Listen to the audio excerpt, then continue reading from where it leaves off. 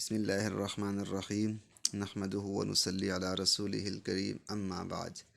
تفسیر کے لیے اہم اور ضروری بات یہ ہے کہ تفسیر کا سبق مسلسل سنا جائے، کوئی سبق چھوڑا نہ جائے، اس لیے کہ ہر سبق آئندہ سبق کے لیے سبب اور ذریعہ ہوتا ہے سمجھنے کا۔ تو سورہ فاتحہ میں یہاں پر قرأت سے متعلق گفتگو ہے، سورہ فاتحہ کی بات چل رہی تھی۔ تو یہاں پر دو چیزیں ہیں، ایک فرض ہے اور ایک واجب ہے۔ تو فرض کے لیے گزارش یہ ہے کہ فرض نص قطعی اور دلیل قطعی سے ثابت ہوتا ہے، جبکہ واجب دلیل ظنی سے ثابت ہوتا ہے۔ فرض کا حکم یہ ہے کہ اگر فرض رہ جائے نماز میں تو نماز بالکل سرے سے ہوتی ہی نہیں ہے، اور اگر واجب رہ جائے تو واجب کی تلافی کے لیے سجدہ سہو ہے۔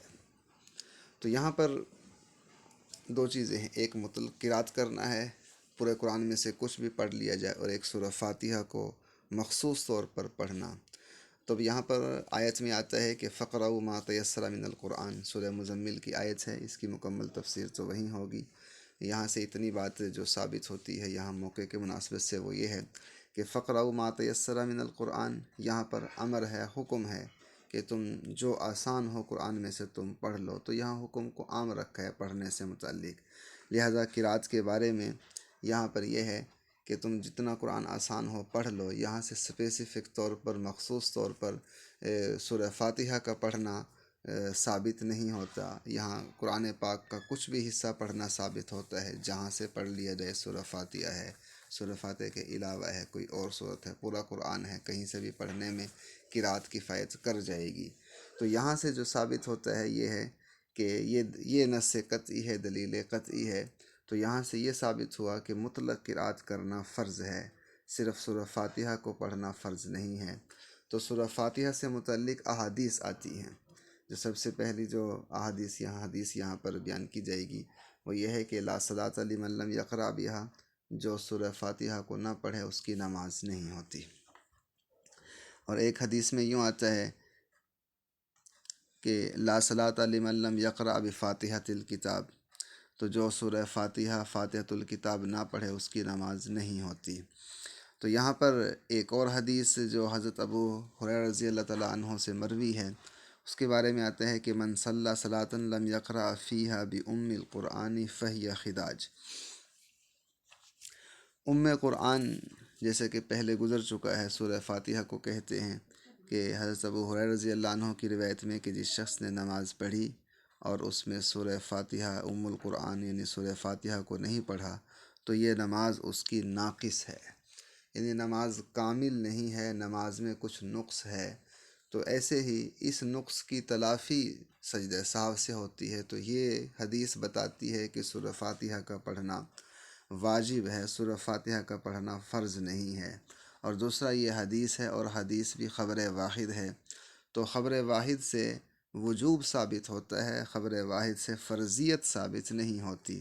لہٰذا پھر اس حدیث کا کہ جس میں آتا ہے کہ لا صلاۃ لمن لم یقرأ بفاتحۃ الکتاب، کہ جو سورہ فاتحہ نہ پڑھے اس کی نماز نہیں ہوتی، وہاں سے بھی نہ ہونے سے مراد اس کی نماز کامل نہیں ہوتی مراد ہے فہی خداجن کی دلیل سے، کیونکہ فہی خداجن ایک حدیث میں فہی خداجن کہا، ایک حدیث میں لا صلاۃ کہا۔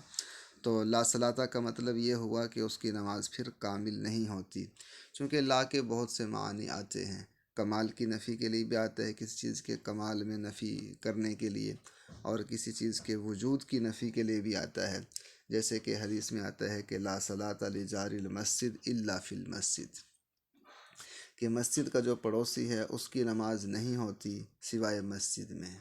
تو اس کا یہ مطلب نہیں ہے کہ اگر مسجد کے پڑوسی نے گھر میں نماز پڑھ لی تو اس کی نماز ہوئی ہی نہیں، یعنی اس کی نماز اس طرح نہیں ہوئی جس طرح کہ ہونی چاہیے تھی، کیونکہ مردوں کے لیے مسجد میں نماز پڑھنا ضروری ہے کہ مسجد میں نماز پڑھا جائے۔ اگر مسجد میں نماز پڑھنے کی سنت کو چھوڑ دیا جائے گا تو پھر گمراہی میں چلے جائیں گے۔ تو مسجد میں نماز پڑھنے کی جگہ مردوں کے لیے بنائی گئی ہے، تو اس لیے یعنی مسجد میں جو نماز نہیں پڑھی گئی گھر میں پڑھے گی وہ کامل نہیں ہے۔ لا صلاۃ مطلب نماز نہیں ہے، نماز کامل نہیں ہے۔ ایسے ہی ایک جگہ پر یوں آتا ہے کہ لا وضوء لمن لم یسمی، جو بسم اللہ نہ پڑھے اس کا وضو نہیں ہے۔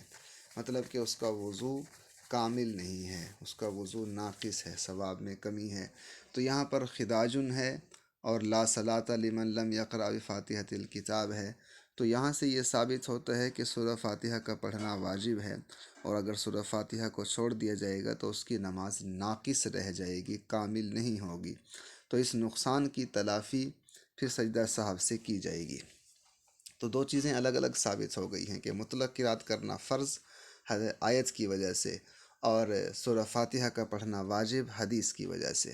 اب سورہ فاتحہ اگر پڑھنا بھول جائے، چونکہ سورہ فاتحہ پڑھنا واجب ہے اور واجب کی تلافی سجدہ سہو سے ہے، تو سورہ فاتحہ پڑھنا بھول جائے تو پھر سجدہ سہو کرنے سے نماز درست ہو جائے گی۔ ایسے ہی سورہ فاتحہ کے ساتھ دوسری صورت ملانا بھی واجب ہے۔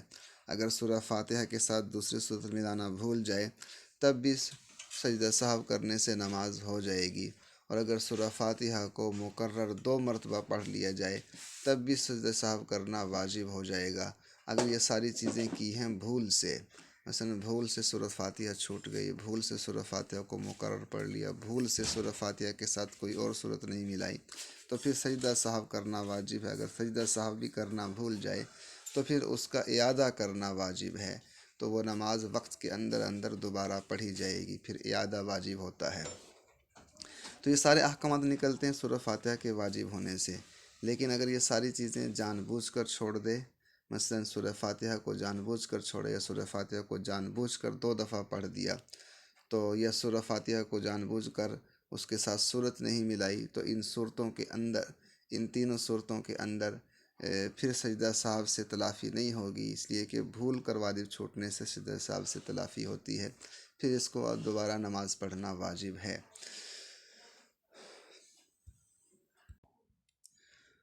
تو یہ تمام احکامات تو انفرادی نماز سے متعلق تھے، کہ اگر کوئی شخص انفرادی اور الگ نماز پڑھ رہا ہے، جماعت کے ساتھ نہیں پڑھ رہا، امام کے پیچھے، امام کی اقتداء میں نماز نہیں پڑھ رہا، اس کے لیے یہ حکم ہے۔